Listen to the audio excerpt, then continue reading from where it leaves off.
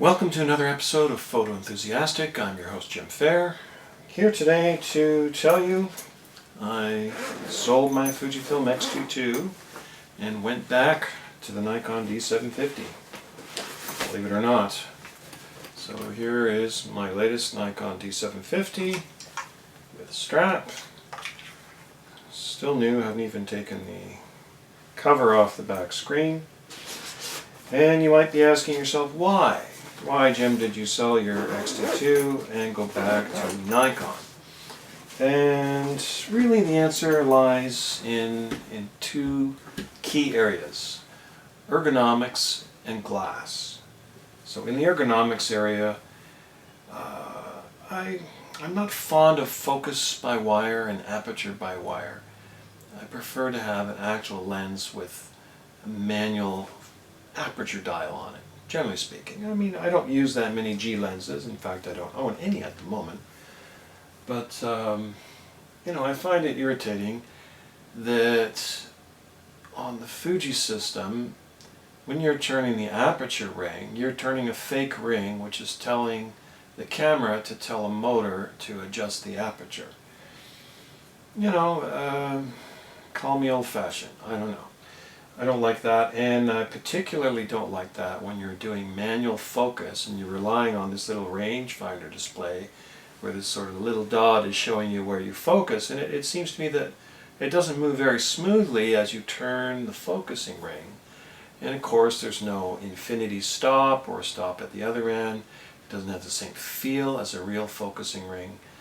I had some issues with autofocus hunting while shooting video, and I did some research and tried my darndest to solve the problem, and I couldn't solve the problem. I didn't actually bother to phone Fuji about it. I assume there is a solution to that problem, and it's just user error. So it's me, it's not the camera. But, some of these things I find really annoying. So, excellent things about the X system, the Fuji X system. Well, the sensor with its wonderful no low-pass filter and the fact that it rivals full-frame performance.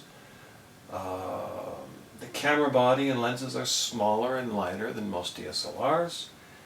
And Fuji has good customer service and does multiple firmware updates to keep their customers happy. Nikon, I'm looking at you, Canon, Nikon. For example, the mechanical shutter goes up to 1/8,000th of a second, whereas the Nikon D750 is crippled at 1/4,000th of a second for no good reason that I can see, just because it's not a pro body for some reason. And, I'm sure that Nikon could fix that if they wanted to. So what else is to like about the Fuji? Well, the retro looks. Many times I was out with the camera, the X-T2 or earlier the X-T20, and people would assume it was an old film camera, which is kind of neat. And meanwhile, you could be shooting 11 or 14 frames a second if you had the vertical grip. Totally silent, which is kind of neat. And that's another thing, the silent electronic shutter is great for situations when discretion is called for. But the things that bother me, the control, focus and aperture, control by wire. When you take a lens off of Fuji, it's dead. It no longer has power, and you cannot focus it or adjust the aperture. So you can't use a reversing ring to turn your lens into a macro, for example, like you can do with the Nikon. And Fujifilm's lenses, the Fujinon lenses, seem to be more expensive than both Nikon and Canon. Not a lot more, but more. So for example, my next lens was going to be the 55-200. You can buy the 55-200 DX lens for, just over a couple of $100 here in Canada used. And Fujifilm.ca, they're asking $8.99 for pretty much the same lens. Is their lens a lot better? I don't know. I mean, sure, they have to put this clutch assembly in there to make it the pretend aperture ring. Maybe that costs a lot of money, and you know, maybe this is just what lenses cost now if you want to make a profit, and I assume Fujifilm is making a profit. And you know, maybe they're making too much profit, I don't know. That's up to you, the buyer, just to figure out, right? I don't want to be too negative. I did like the system, mostly. But ergonomics, you know, things like that little power switch just felt a little flimsy. The shutter release button didn't feel comfortable until I got that concave little thing off Amazon for $2 to screw down onto it and cover the hole. And even then, when you squeeze the button, it doesn't feel as nice as, say, a Nikon or a Canon. I mean, you know, Nikon, the camera body was designed by an Italian designer. They teamed up with somebody in Italy, I forget his name. And, you know, they haven't really strayed from his designs very far on, you know, the D750 and lots of other Nikons. So it feels really good in the hand. It's a nice weight. And, you know, weight is a plus and a minus, right? There's the plus side. Extra weight gives you more stability. It might feel a little better if you have big hands like me. And, you know, on the minus side, if you have to lug it around when you're backpacking, sure, or travel photography, that's really perfect for Fujifilm cameras. But the biggest problem for me was the cost of the glass. You know, I couldn't really build an inexpensive lens system without going to adapters, and I didn't want to go to adapters. Adapters, you know, as useful as they can be, are a kludge, however you pronounce that. They're affixed to a problem that you can't solve.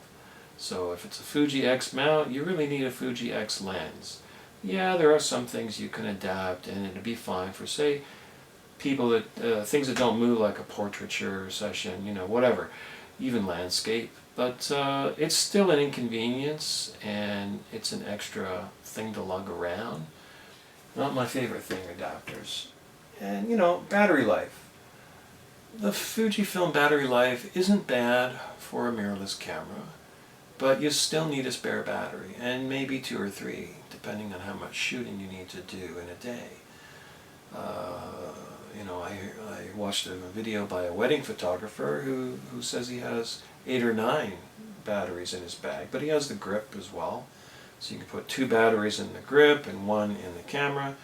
But when you attach the grip, you lose a lot of that size advantage of mirrorless. It's a bigger camera then. It also looks like a pro camera when the booster grip is hooked up. So I didn't really want to keep using the booster grip. I appreciated the fact it gave me extra juice when I needed this boost mode.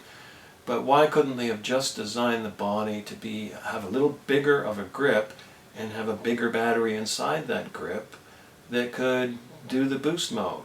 I understand why they wanted the smaller body. I just don't think it's the right choice for me. Now, it may be the right choice for others, but I would rather have a bigger body with better battery life. And Sony has heard this loud and clear, and they modified their camera. The A9 has a much larger battery, and they've addressed this concern. You know, ergonomics on Nikon and to a lesser extent Canon, these cameras feel wonderful in the hand, and you can operate just about everything right-handed. Maybe not everything, and you know, video isn't that important to me. I'm more of a still photographer. So, but even so, you know, it was kind of annoying to need the vertical grip for that boost mode, and the lack of a headphone jack without the grip. So you pull the grip off and you've lost your headphone jack. That's annoying as well if you're shooting video. It's nice to be able to monitor your sound recording. I'm not doing it now because I'm on camera, so I'll just listen to it later and hopefully it sounds good. Okay, so battery life cannot match DSLR battery life, and you know, that's kind of a problem with mirrorless, and again, I think they should go the way Sony went with the A9 and make a bigger grip, put in a bigger battery. You know, these cameras need a lot of power to power those OLED displays, and if you don't give them the power, you know, why bother? So, you know, and this is another thing that I don't like about, say, the Nikon D850.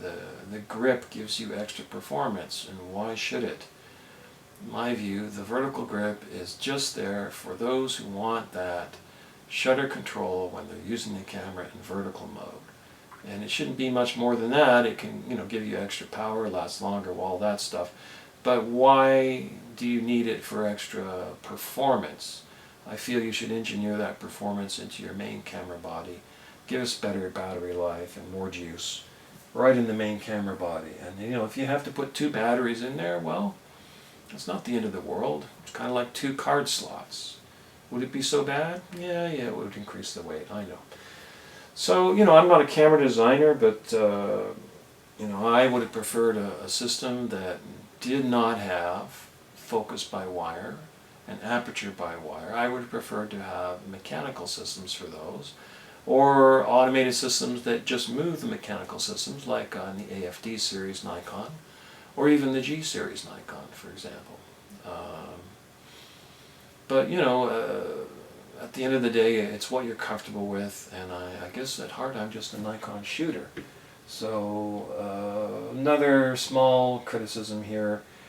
You know, you've got a retro-looking camera with an ISO dial, and a shutter speed dial, and exposure compensation dial, but only 2 out of 3 of those have locks.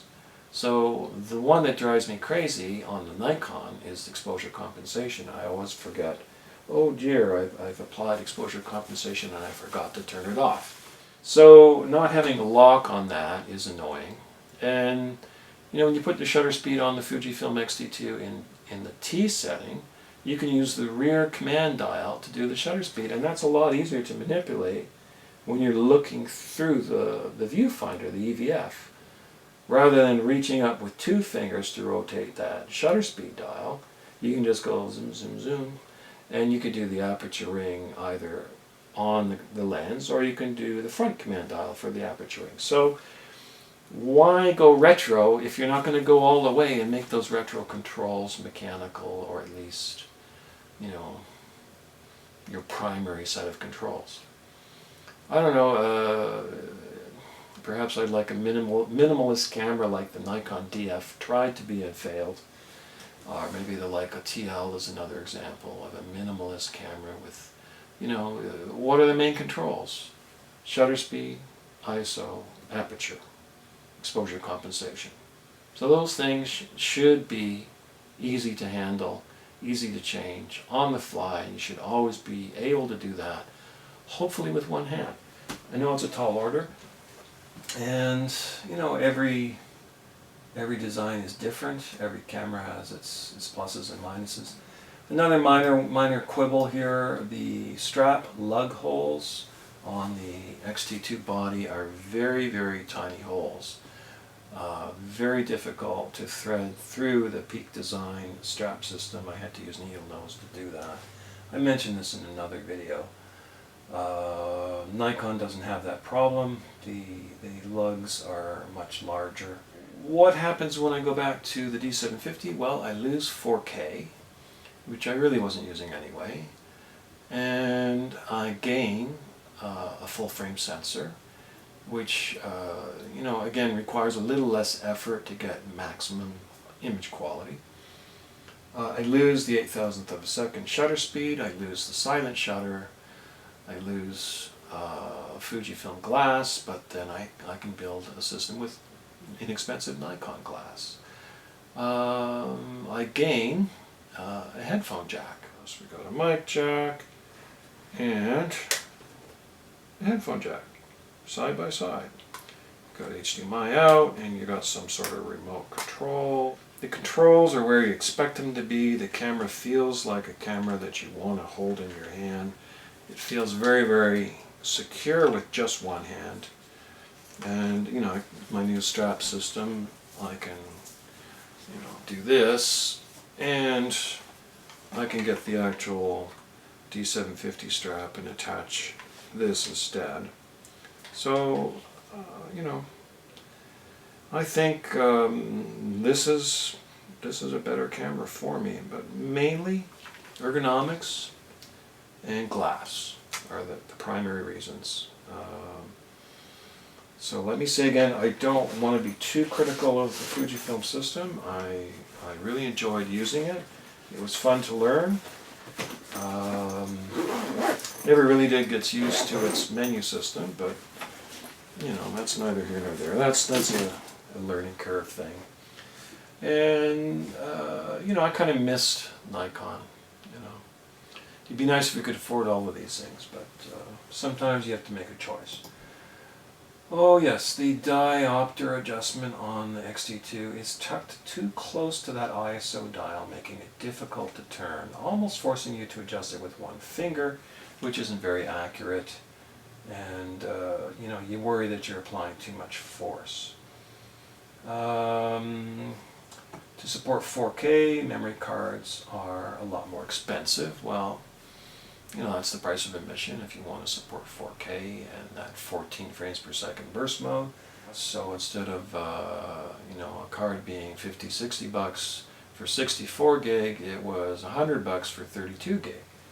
We really have to wait for Nikon to come out with its own mirrorless system, and with the DF under their belt and they can see where they went wrong there, perhaps they'll look at Fuji and Sony and Panasonic, their competition, and say, how can we blow them out of the water and still be true to Nikon values. So time's running out, Nikon, on that, I believe. So I hope they come up with something. Meanwhile, I'm not going to sit around waiting for the D750 replacement. Yes, it's a 2014 camera design, but it's been brought home to me very, very clearly that when I take a photograph, it doesn't matter what camera I use, it's still a Jim Fair photograph. You know what I mean? It's like I'm the author of the photo, and my style shows through no matter what camera I'm using. And I think sometimes with gear we fall into the trap of thinking that gear is going to make our photos better. And there's a lovely quote here that I noticed. I did a search just to confirm my thoughts on Fujifilm, to confirm that they are focus and aperture by wire, and they are. And there was this lovely post on, I think it was the DP preview site. This fellow, Haim Zamir, he has a great quote at the bottom. And the quote is, "We judge photographers by the photographs we see. We judge cameras by the photographs we miss." That's a great quote, isn't it? We judge cameras by the photographs we miss. Anyway, with that, I will sign off this video. That's all I have to say. It's been fun dipping my toe in the Fujifilm waters, but I'm back to Nikon and loving it, as Maxwell Smart would say. Fade out.